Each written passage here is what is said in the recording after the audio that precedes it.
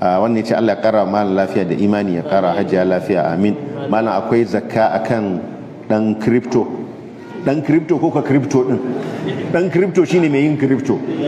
Dan crypto mai yin crypto babu zakka akan sa, ai babu zakka akan mutum. Amma shi dukiyar crypto din wanda ya samu, mutumin wanda yake da dukiyar crypto yana da ko bitcoin ko ethereum ko makamancin wannan, kuɗi ne. Waɗannan crypto da kake gani kuɗi ne, makamancin wannan kuɗi ne. Waɗannan crypto da kake gani kuɗi ne, kamar yadda in kana da dala sai ka fitar ma da dalar ka zakka.